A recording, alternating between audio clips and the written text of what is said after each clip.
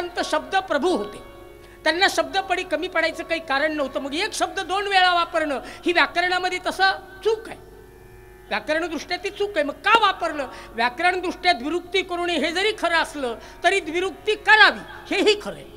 का करावी? एखादी गोष्ट निश्चयानं सांगायची तर द्विरुक्ती करावी. निश्चय जर असेल तर बरं का, तुम्ही माझ्याकडे जेवायला या या या, आपल्याला वाटेल एकदा नाही हो 3 वेळा सांगितलं गेलंच पाहिजे, अनेक वेळा सांगण्यात द्विरुक्ती केली चालते. आणखी सांगू का तुम्हाला थोडासा विनोद म्हणून बरं का, तुकाराम महाराज महाराष्ट्रातले होते. त्यांना हे नक्की माहीत होतं की महाराष्ट्रातल्या माणसाला कुठलीही गोष्ट एकदा सांगून कळतच नाही, म्हणून 2दा सांगितलं. फक्त एकदा सांगून एकच गोष्ट कळते, जेवायला या बरं का, बाकीचं दुसरं काही. कीर्तनाला या 1000 वेळा सांगावं लागेल समितीला, घराघरात पत्रिका, बॅनर, ते फ्लॅग लावणं, काय म्हणतात त्याला, ते बोर्ड मोठमोठाले, किती युद्ध पातळीवर प्रचार करावा लागतो या सगळ्या मंडळींना हा गोवर्धन पर्वत उचलण्यासाठी. अनेक वेळा चांगल्या गोष्टीचे हॅमरिंग सतत केलं पाहिजे. जाऊ दे, मी अजून भावार्थ सांगतोय, चिंतनामध्ये आलो नाही. मग महाराजांना विचारलं तो कुठे आहे, जवळ आत बाहेर. दुसरं पहिलं चरण संपलं.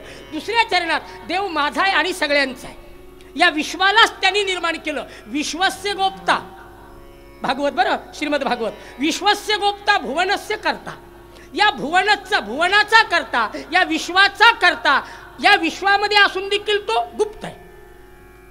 महाराज आपल्या पुढे एक वाक्य सांगतो, ज्या परमे, बघा नीट वाक्य ऐका, सगळेजण ऐका. मला नागपूर शहर म्हणजे पुण्यापेक्षाही मला वाटतं कैक पटीनं आता सांस्कृतिक आध्यात्मिक जीवनामध्ये नागपूरचा सहभाग आहे.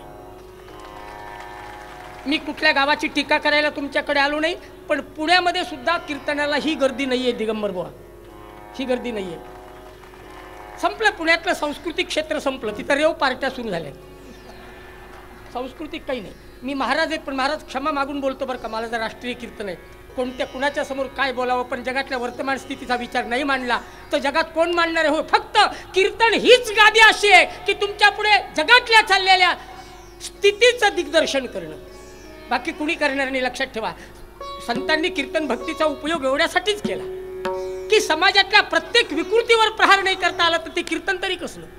कीर्तनातून जागा करायची समाजाला.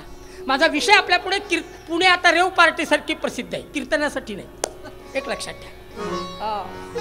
तायवाडे साहेब राग नाही ना, तिथं राहतात ते पुण्यात सध्या, खरे आहेत आपल्या गावचे बरं, विदर्भातले, आणि आमच्या अत्यंत कीर्तन वाजवायचं म्हटलं की तायवाडे. या मुरलेले रंगदेवता, तुम्हाला सांगतो या कीर्तनाच्या रंगात रंगलेली ही सगळी मंडळी आहे. मला यांचं आडनाव येईन आत्ता, शेख साहेब ना, बरोबर आहे का, नासिर खान साहेब आमच्या रामनगरमध्ये माझ्या कीर्तनाला होते. नासिर खान साहेबाला तुमच्या माझ्या वतीनं मानाचा मुलगा, क्या बजाते है. बस काय कीर्तनामध्ये जात पात पंथ धर्म सगळं विसरून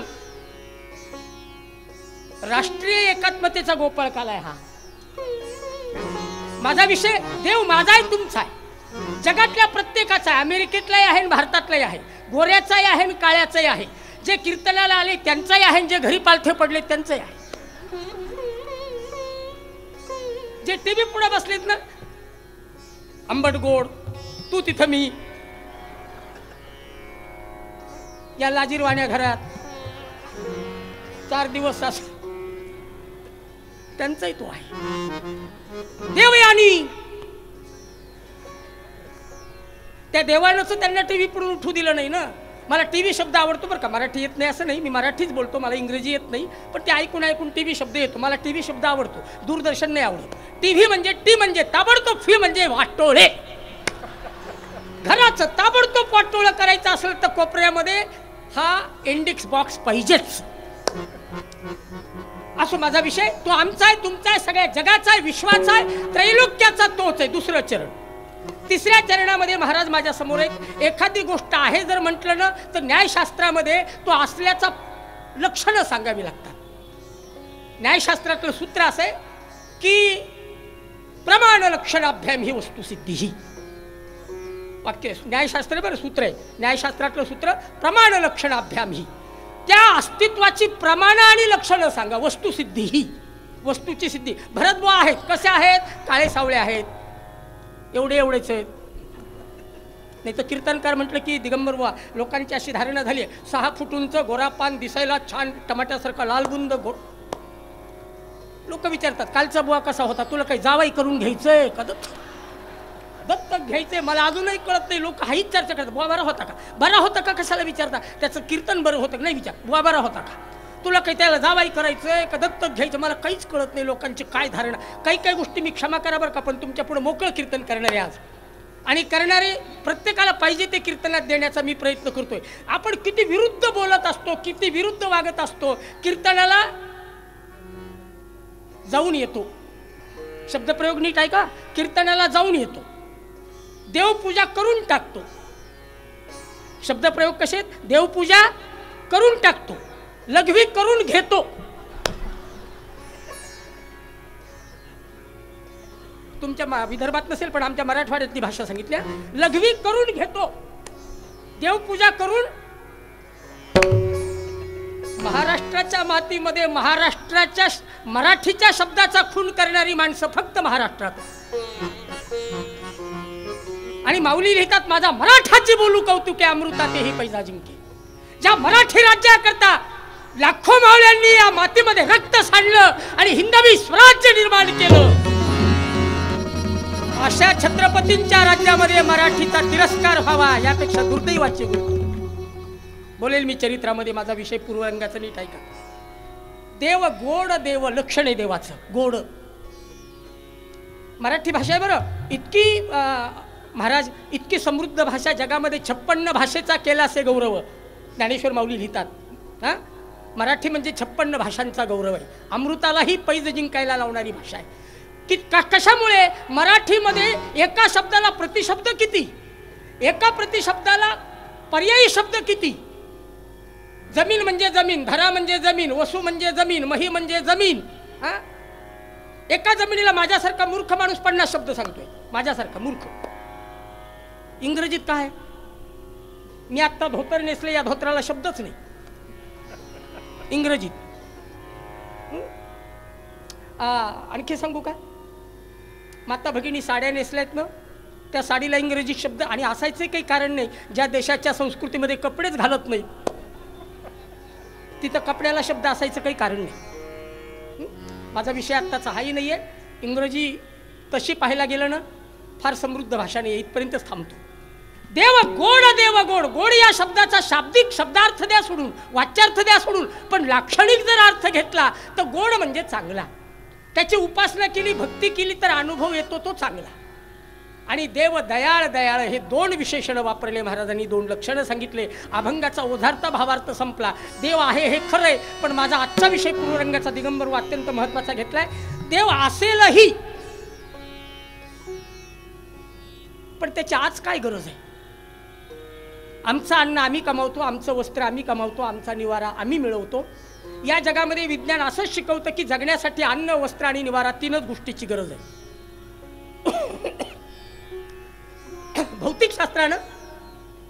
भौतिकशास्त्रानं मला शाळेमध्ये एवढंच शिकवलं, अन्न, वस्त्र, निवारा. 4थी भूकच नाही माणसाची.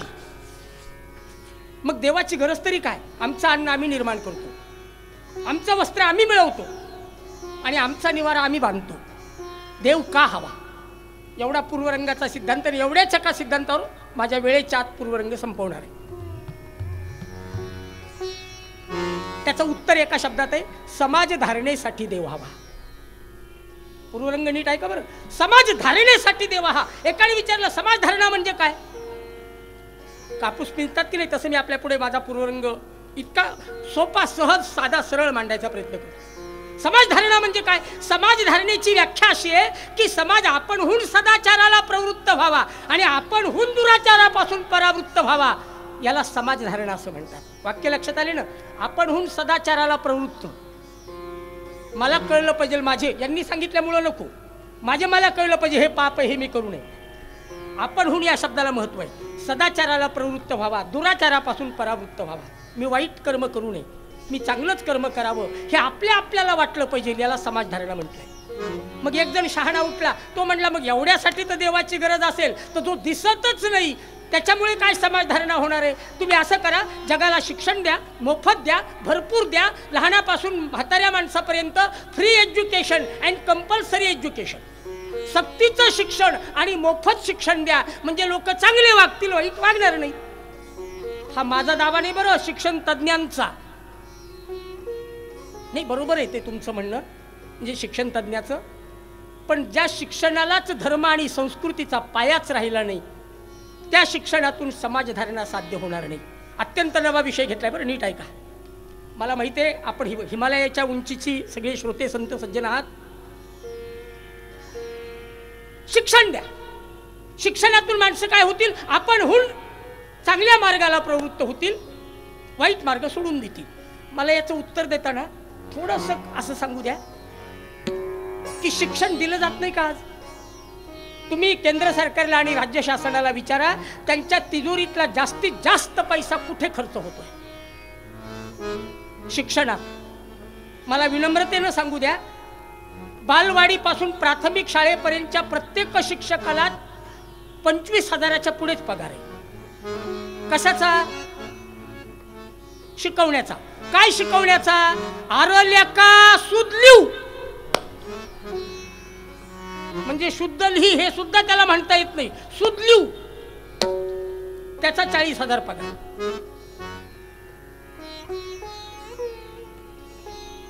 एवढ्या जसे किराणा दुकानं थाटावीत ना, तसे शाळा कॉलेज आहेत. जिथं नुसतं विद्येचं पीठ केलं जातं त्याला विद्यापीठ म्हणा, जिथं विद्येचा लय होतो त्याला विद्यालय म्हणा,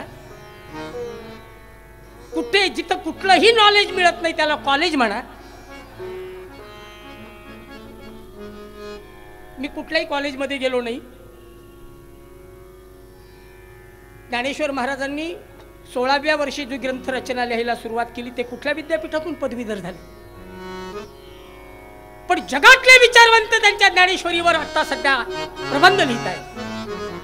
तुकाराम महाराज कुठल्या विद्यापीठात गेले होते? सद्गुरूंच्या पायाजवळ जावं लागेल. बास. जगातलं सगळं ज्ञान तुमच्या घरात पाणी भरेल. बुद्धिवाद्यांचा याच्यावर विश्वासच नाही. जाऊ द्या. गुलाबराव महाराज कुठल्या विद्यापीठात गेले होते?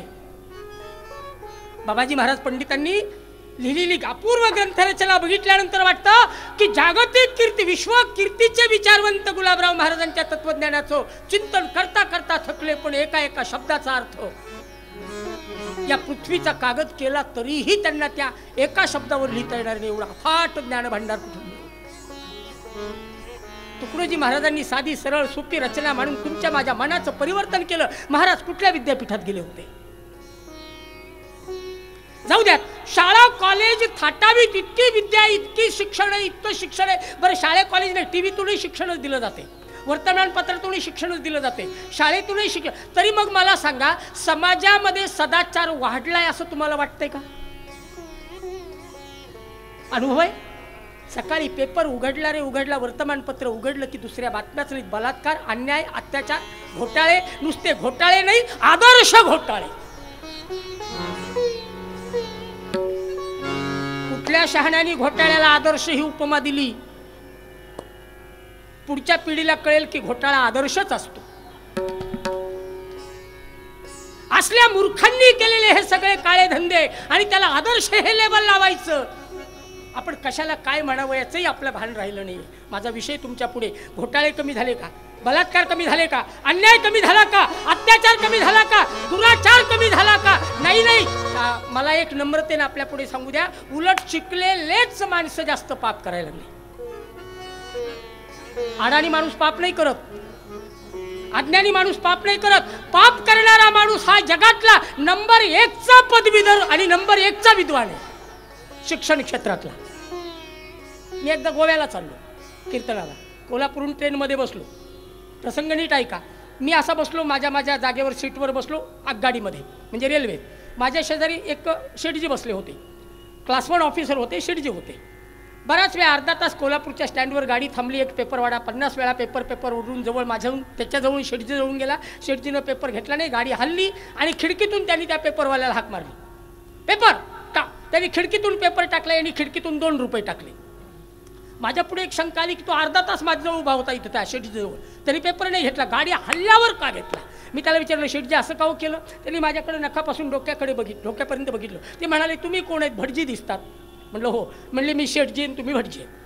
म्हणलं नाही. म्हणलं असं का विचारलं? नाही तुम्हाला नाही कळणार हे. म्हणलं का नाही कळणार? ते म्हणाले तुम्ही धोतर नेसलात ना म्हणून तुम्हाला नाही कळणार. जगात लोकांना असं वाटतं की धोतर नेसले की आम्ही महामूर्ख.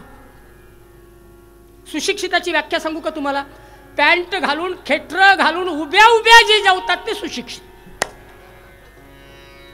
पाटावर बसून कपडे काढून ताटाला आपोषण घालून नमस्कार करून चित्रावती घालून जे जेवतात ते अडाणी अशिक्षित.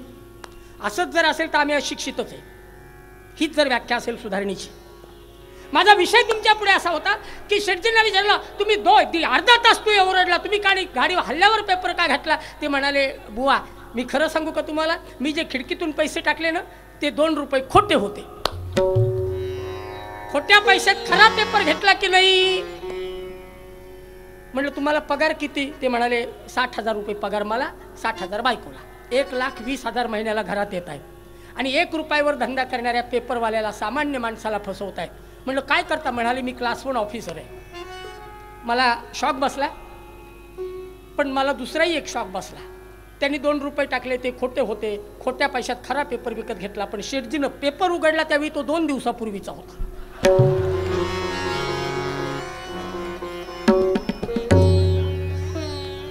शेठजीनं पेपर, कारण पेपर विकणारा कॉलेज शिकत होता. पेपर विकून कॉलेजमध्ये जात होता आणि काळ्या धंद्यानं सर्वोच्च स्थान धनदांडग्याचं प्राप्त करणारा हा शेठजी होता. दोघे शिकलेले होते की नाही?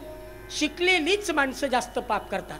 बरं शिक्षणातून ही पापाची प्रवृत्ती का निर्माण होते? कवी वर्णन करतात. ज्या इंग्रजांच्या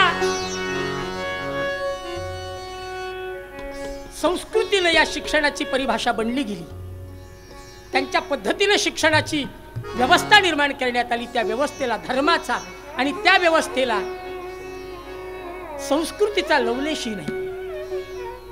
150 वर्षापेक्षा अधिक काळ इंग्रजांनी या देशात राज्य केलं. त्यांना या देशातली माणसं फक्त कारकुनच बनावीत असं वाटत होतं आणि कारकुन बनण्याचं काम त्यांनी केलं.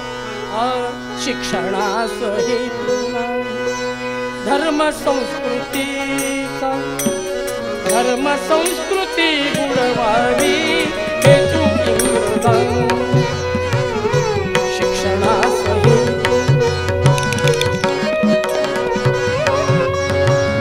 एक वार पंखावर फिरो तुझा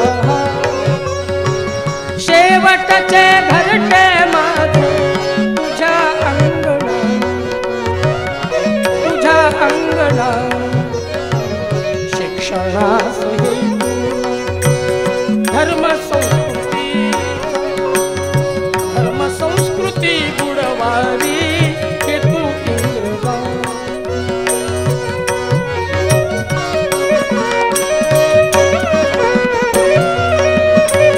भारतीय जनता भावी कारकून केवळ भावी. भारतीय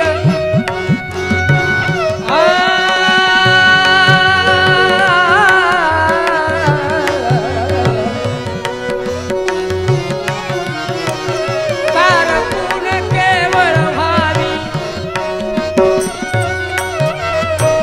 राज्या पुले टिकवावी हेतू अंतरीचा हेतू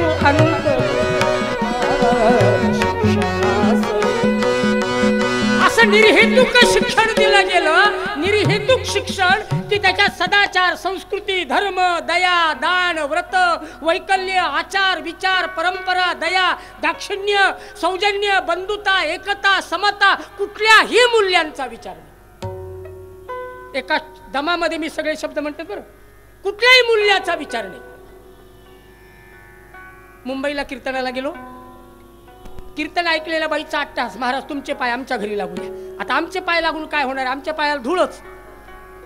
पण माता भगिनी किती श्रद्धावान असतात. लागू द्या पाय, लागू द्या पाय. म्हणलं येईल कधी. नाही म्हणाली मी पाठवते मालकाला घ्यायला. त्यांनी बिचारीने तिच्या मालकाला घ्यायला पाठवलं.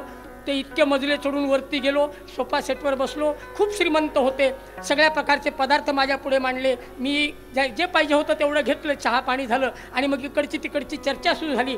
खूप मोठं माझं स्वागतही केलं आणि मी आता निघणार. इतक्यात त्या बाईचा आग्रह, घरातल्या सगळ्यांनी बुवांच्या पाया पडावं. संत इति घरातोची दिवाळी, जुन्या काळातला आपल्याकडे संतांचं फ्रेज आहे, परिभाषा आहे. चला रे सगळे, चला चला पाया पडायला चला. महाराज आले, पाया पडायला चला.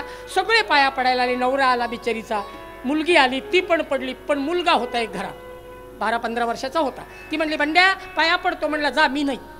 आता मी थोडं सावरून घेतलं बरं का. म्हणलं राहू द्या ना, राहू द्या ना, माझा त्याला आशीर्वाद आहे, कशाला पाया. तिचा आग्रह, बंड्या पाया पड. म्हटलं जाऊ द्या ना, तो नाही पडत तर. तो 3दा म्हणतोय जा, आम्ही नाही.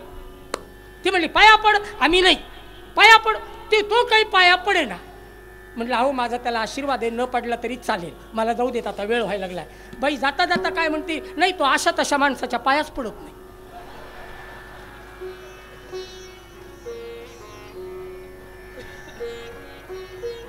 मला पायाखालची जमीनच सरकली.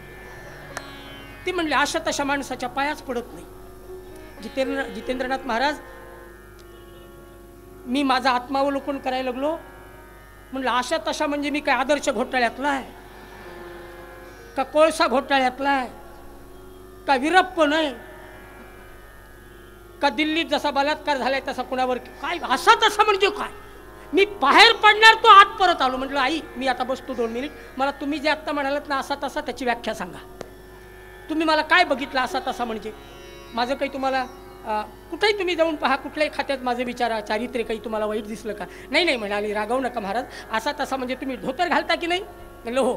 असा सदरा घालता की नाही, टोपी घालता की नाही, गंध लावता की नाही, असे तसे. त्याच्या दृष्टीनं बरं का, त्या दृष्टीनं शिकलेला आणि सुशिक्षित कोण, पायात बुट, त्याच्यावर पॅन्ट, त्याच्यावर शर्ट, त्याच्यावर जॅकेट, जॅकेटावर कोट, मिशीला चाट, डोक्याला हॅट, सगळा ड्रेस अप टू डेट, खिशात पाकिट, पाकिटात नोट, चालण्याची आईट,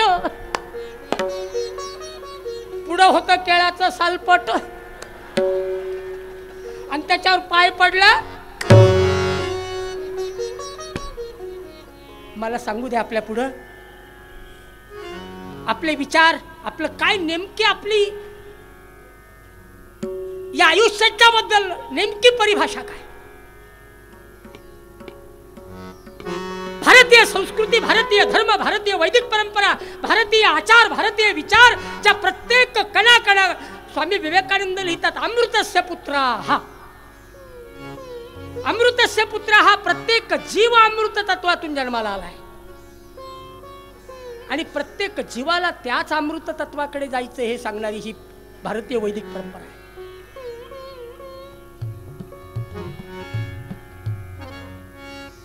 तुमच्यातही देव पाहणारा आणि माझ्यातही देव पाहणारा असा कुठल्या जगातला धर्म आहे. माझं वाक्य नीट ऐका आणि पटलं तर टाळी वाजवा, नाही पटलं नका वाजू.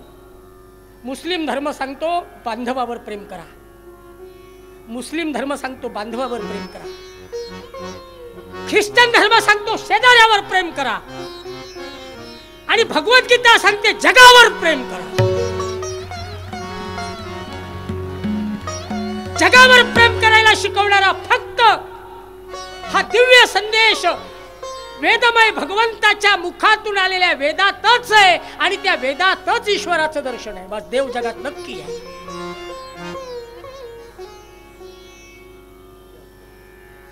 बाकीचे धर्म धर्म नाही आहेत, लक्षात घ्या.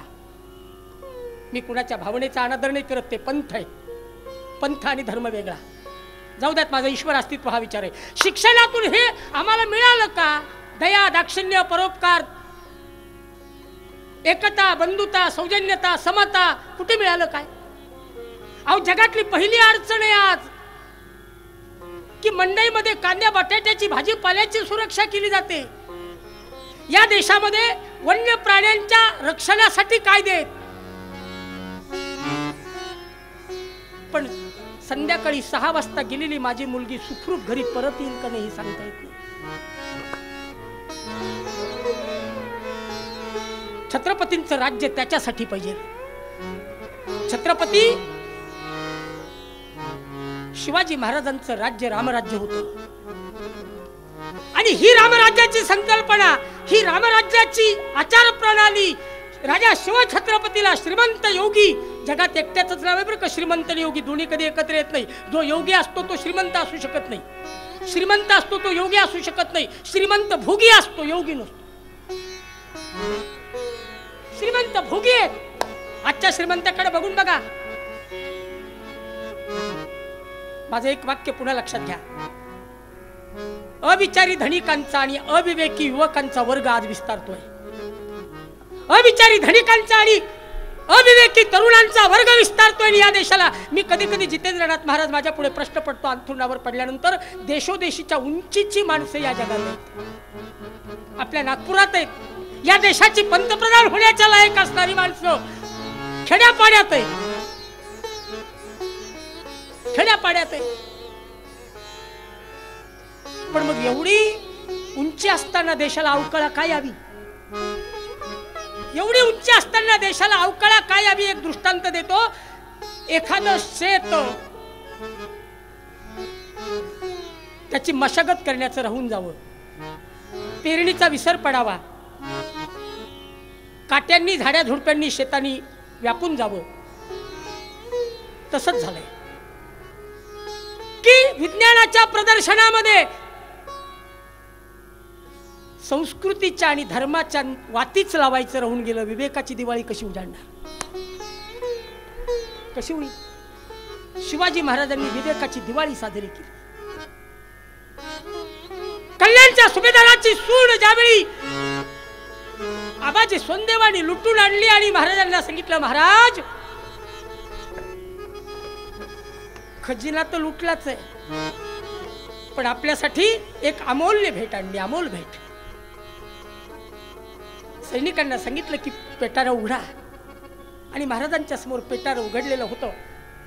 एका सिंहासनावर महाराज बसलेले होते. डोक्याला मंजिल होता, गळ्यात कंटे होते, हातात बाजूदंड होते, तंग तुमाल होती, भरदरी अंगर का होता, आणि माय भवानी दिलेली तलवार महाराजांच्या डाव्या बाजूला पडली. पेटारा हळूहळू उघडलं जात होतं. नीट ऐका, पेटारा हळूहळू उघडलं जात होतं. काळ्या भिन्न ढगातून एखादी चंद्रकोर जशी प्रगट व्हावी ना, काळ्या कभिन्न ढगातून एखादी चंद्रकोर, चौथीचा चंद्र जसा आकाशाला दैदिप्यमान करावा, तशी त्या पेटाऱ्यातून ती उभा राहिली. अंगावर बुरखा घातलेला होता. इतकी सुंदर, इतकी सुंदर, इतकी सुंदर, इतकी सुंदर की पानाचा विडा खाल्ला तर गळ्यातून रस दिसत होता. पानाचा विडा खाल्ला तर काय सौंदर्य असेल. परवा एक जण म्हणला, माझ्या बायकोला 15 विडे खाऊ घातले पण जीभ सुद्धा रंगली नाही.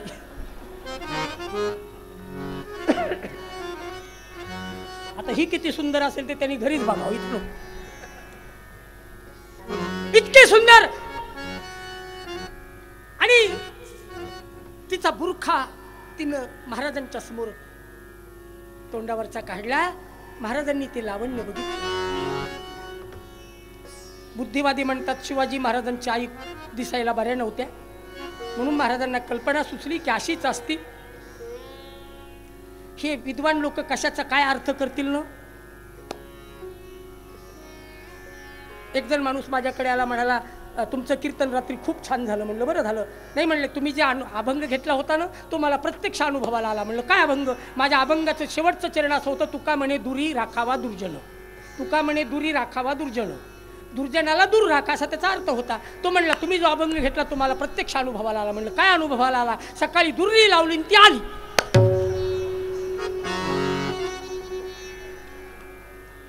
सदेह वैकुंठाला गेलेल्या तुकोबांना काय वाटत असेल, अशी जर अवलाद या जगामध्ये पैदा झाली. पानाच्या लग्नाच्या मंडपामध्ये एका तबकामध्ये विडी, सिगारेट, तंबाखू, पानं, सगळं सगळं गुटखा, ते काय असतं ते असं गोवा, ते सगळं ठेवून तो माणूस त्या लग्न मंडपात, त्या यजमानाच्या घरचा माणूस प्रत्येकापुढे जात होता. घ्या ना, याचा स्वीकार करा, आपण घ्या ना, हे तुमच्यासाठीच आहे. आणि हे म्हणत असताना काय म्हणत होता? ज्ञानेश्वर महाराज म्हणाले की नाही, जो जे वांछील तो ते. कुठले संदर्भ आपण कुठे घेतो याची ताक्कल पाहिजे. माझा विषय तुमच्या पुढे, ती बघितली, तोंडावरचा बुरखा बाजूला केला, आणि खळ खळ खळ खळ महाराजांच्या डोळ्यातून पाणी आलं. महाराजांनी सांगितलं, आबाजी, आम्ही तुम्हाला फक्त लूट आणायला सांगितली होती. जड जवाहीर संपत्ती सुवर्ण मुद्रा परस्त्रिया परधर्माच्या असोत की आमच्या धर्माच्या असोत महाराज, आबाजी, ती आम्हाला माते समानच. शिवाजी महाराजांचं हे जे राज्य होतं, त्या राज्याच्या पाठीमागे त्यांच्या पुढे धर्मशक्तीचा त्या राजशक्तीला आश्रय होता. आजच्या राजशक्तीला धर्मशक्तीचा आश्रयच नाही, किंबहुना धर्मशक्ती सोडूनच राजे कार्य करतात किंवा राजशक्ती वापरली जाते, म्हणून अराजकता निर्माण होते. म्हणून माणूस माणसापासून मानवतेपासून दूर गेला आणि आजचा माणूस दानव झाला. मला सांगू द्या, तुमच्या पुढे माणूस देव नाही झाला तरी चालेल.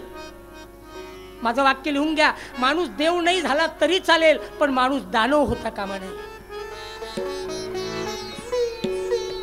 आणि दानव व्हावा न व्हावा असं वाटत असेल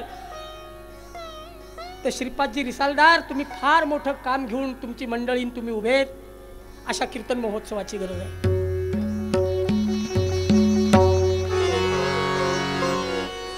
मी भाग्यवंत समजतो, नागपूरला मानाचा मुजरा करतो की काय विराट गर्दी आहे,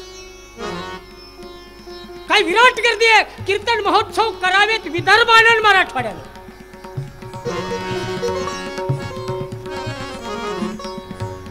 केवढं जीवाचं रान केलं असेल या मंडळींनी हे उभं करायला. असो, माझ्याजवळ वेळ फार कमी, मला खूप काही बोलायचंय.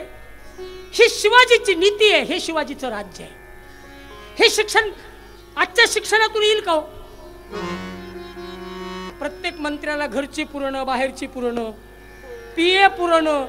पीए म्हणजे पीए, पिऊनही पुरत, काहीच पुरत नाहीये. कुठला आदर्श आहे हा?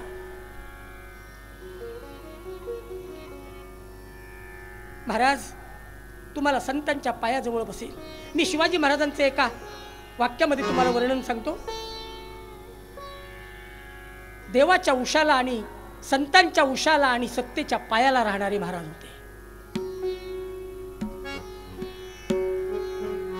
शिक्षणातून समाजधारणा होऊ शकत नाही. दुसरा म्हणला कायद्यातून करा. जगात कायदे कमी आहेत का? किती कायदे, किती कायदे. कायद्याचं राज्य आलं की आधी काय द्यायचं.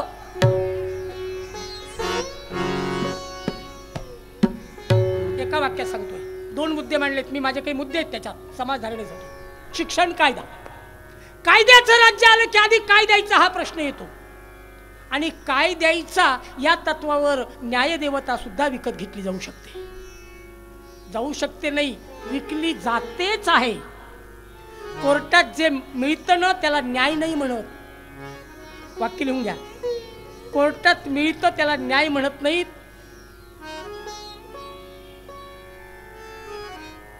कोर्टात जे मिळतं त्याला निकाल म्हणतात. आणि तो निकाल चांगल्या माणसाचा निकाल लावल्याशिवाय राहत नाही. महाभारतातला प्रसंग मला आठवतो. राजांच्या आजच्या चरित्राची मांडणी करताना, आजच्या चरित्राची उभारणी करताना नीतीला महत्व द्यावं लागेल म्हणून पूर्वरंग नीतीचा घेतलाय. काय असतं हरदासी कीर्तनामध्ये, पूर्वरंग आणि आख्यान यांची अशी पक्की साखळी आहे. असं तुम्हाला बाहेर हिंडता येणार नाही, ते गप्पा नाही मारता येणार. पूर्वरंग पूर्वरंगच. तर नीतीशिवाय राज्य नव्हतं महाराजांचं. महाराजांचं राज्य याचाच अर्थ नीती, आणि नीती याचा अर्थ शिवाजी महाराज. परिस्थिती अशी होती, दुर्जन लोक गडावर राहत होते.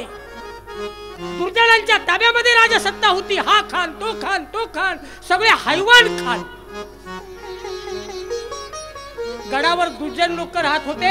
महाराजांनी रायडेश्वराच्या मंदिराजवळ स्वराज्याची शपथ घेतली. त्यावेळी रोहिडेश्वराला सांगितलं, रोहिडेश्वरा, मला सज्जन लोक गडावर न्यायचे तर दुर्जन लोक गुहेत ढकलायचे. आणि महाराजांनी पहिला गड स्थापन केला, सज्जनगड.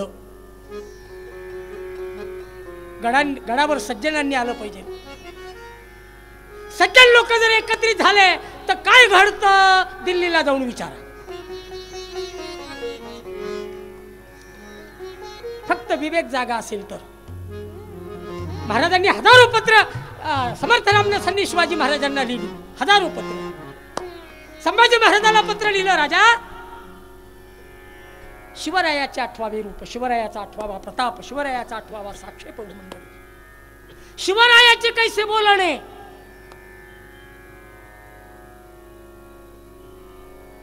दुष्काळ पडला पाण्याचं तर आम्ही काय मुतून पाणी द्यावं का, राजे कधी म्हणले नाही. ते आजचे विद्यमान मंत्री म्हणतात, राजे नाही म्हणाले.